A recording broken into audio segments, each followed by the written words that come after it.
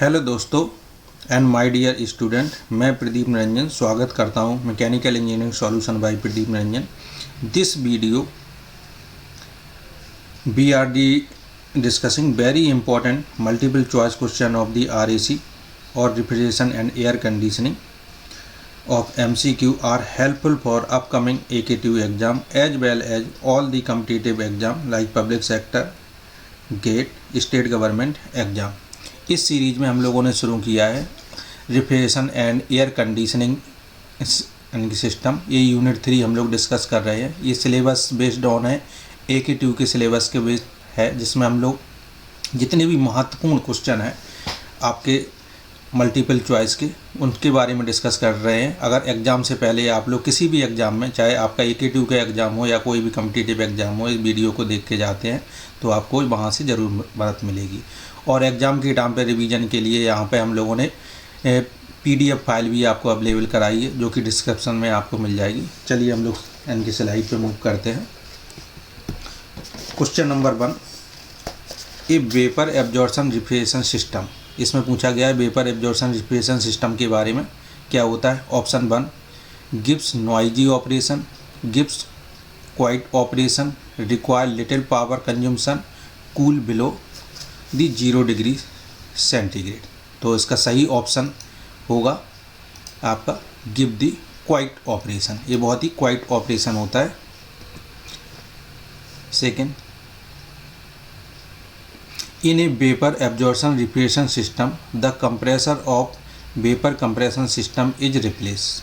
इस क्वेश्चन में पूछा गया है जैसे कि वेपर कंप्रेशन सिस्टम में कंप्रेसर मेन कंपोनेंट होता है, इसमें कंप्रेसर अवेलेबल नहीं होता है, तो कंप्रेसर को रिप्लेस करेंगे तो उसकी जगह पे कौन से कंपोनेंट को यूज करेंगे। ऑप्शन है लिक्विड पंप, जनरेटर,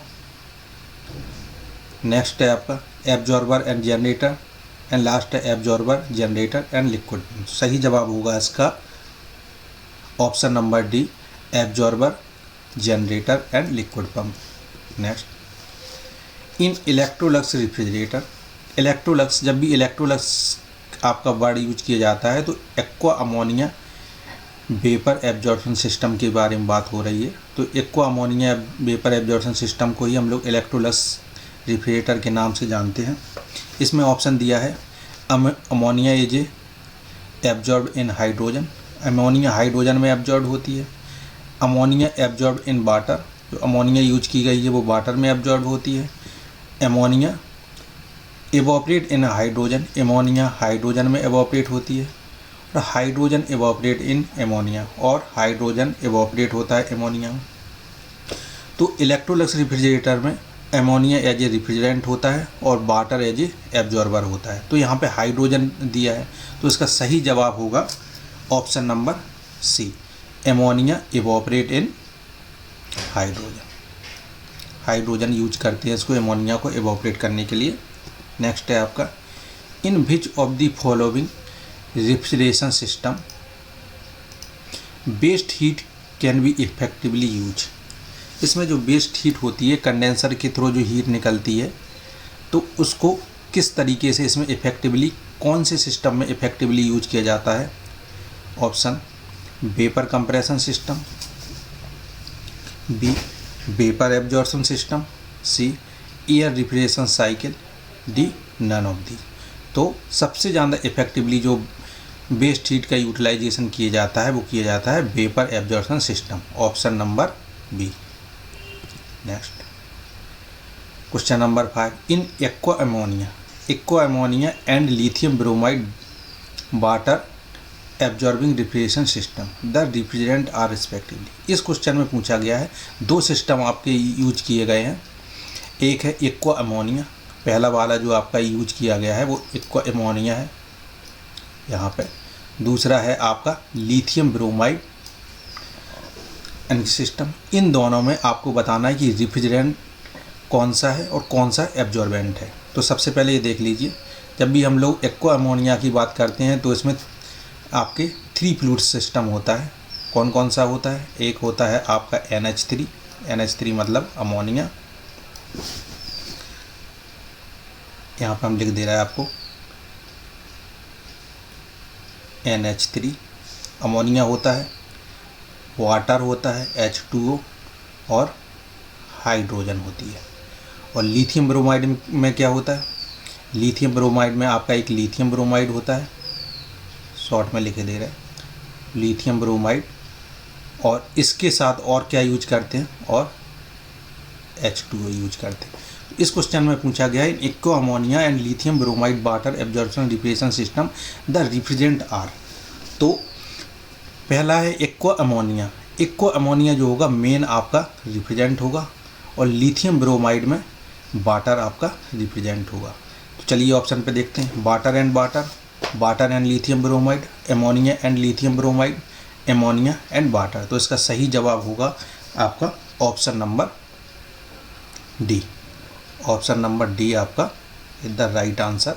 ठीक, ये आपका अमोनिया जो होगा वो आपका क्या हो जाएगा? रिफ्रिजरेंट, और यहाँ पे वाटर आपका रिफ्रिजरेंट हो जाएगा। Next question number 6, an Electrolux refrigerator is called dash dash dash absorption system. तो जैसा हम लोगों ने पिछले क्वेश्चन नंबर 5 में डिस्कस किया है कि अगर आपको ने उस क्वेश्चन को ध्यान से देखा है तो सिंगल फ्लूइड होता है, इसमें 2 फ्लूइड होता है, 3 फ्लूइड सिस्टम होता है। तो इसमें 3 फ्लूइड होते हैं, कौन कौन से होते हैं? अमोनिया होती है, वाटर होता है और हाइड्रोजन होती है। तो इसका सही जवाब होगा आपका ऑप्शन नंबर सी है, 3 फ्लूइड सिस्टम भी इसको बोला जाता है। नेक्स्ट है, hydrogen is use in Electrolux refrigeration system, so H2 dash the rate of evaporation of the liquid ammonia passing through the evaporator. इसमें पूछा गया हाइड्रोजन जो यूज की जाती है इवोपरेशन के लिए, तो उससे क्या होता है? ये आपका रेट ऑफ इवोपरेशन को इक्वलाइज कर देता है, बराबर कर देता है, रिड्यूस कम कर देता है, इंक्रीज कर देता है, नन ऑफ दीज। तो हाइड्रोजन में इवोपरेट करते हैं अमोनिया को, तो उससे क्या होता है? रेट ऑफ इवोपराइजेशन क्या होता है? इंक्रीज हो जाता है। Option number C. नेक्स्ट है, the fluid use in the Electrolux refrigerator are. Electrolux refrigerator में कौन से फ्लूइड यूज किए जाते हैं? तो क्वेश्चन नंबर 5 अगर आपने देखा है तो आप बता देंगे। 3 फ्लूइड यूज किए जाते हैं, कौन कौन से होते हैं? Ammonia, water and hydrogen. तो option number C is the right answer. Next है, in lithium bromide absorption refrigeration system. Lithium bromide absorption refrigeration system में क्या होता है? पहला option, lithium bromide is use as a refrigerant and water as a absorbent. Option number B, water use as a refrigerant, lithium bromide as a absorbent. Option number C, ammonia is use है। तो ammonia तो इसमें हो ही नहीं सकता है, तो option number सी तो आपका ऐसे ही हट गया। अब इन दोनों में देखते हैं, जैसा क्वेश्चन नंबर 5 में हम लोगों ने देखा तो वाटर एज ए यूज ए रिफ्रिजरेंट। तो इसमें हम लोगों को जनरली गलती क्या हो जाती है, हम लोग ये समझते हैं वाटर कैसे रिफ्रिजरेंट के तौर पे यूज किया जाता है। तो लिथियम ब्रोमाइड में क्या है? वाटर एज ए एब्जॉर्बेंट के तौर पे यूज करते हैं। ये जो सिस्टम होता है, ठीक है, ये आपका बेसिकली बहुत ही लो टेम्परेचर के लिए अवेलेबल नहीं होता है। ये आप कह सकते हो कि 0 डिग्री के ऊपर अगर आपको टेम्परेचर चाहिए, ठीक है, 3, 4, 5 या एयर कंडीशनिंग सिस्टम के लिए, तो लिथियम ब्रोमाइड सिस्टम का यूज किया जाता है। तो इसका सही आंसर होगा water is a use as a refrigerant and lithium bromide as a absorbent. Next, the COP of Electrolux refrigerator is the ratio of. तो इस क्वेश्चन को पढ़ने से पहले एक बात समझ लीजिए कि अगर COP की बात होती है तो COP का जनरल फार्मूला हमने आपको बताया था, जैसा कि डिजायर इफेक्ट या फिर कूलिंग इफेक्ट, ठीक, और डिवाइडेड बाय हीट सप्लाई। तो ratio of the cooling effect या refrigeration effect divided by heat supply. तो अब इस क्वेश्चन को देखिए, option number A, heat supply by the gas burner to the heat absorbed by evaporator.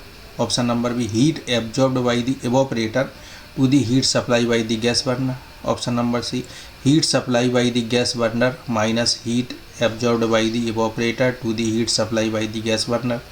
Heat absorbed by the evaporator minus heat supplied by the gas burner to the heat supply by the evaporator. तो last के 2 option तो आप option से eliminate कर सकते हैं कि last के 2 ऑप्शन तो हो नहीं सकते हैं। अब इस शुरुआत के ऑप्शन देखिए, शुरुआत के ऑप्शन पहला नहीं हो सकता। ऑप्शन बी, ऑप्शन बी में क्या बोला गया?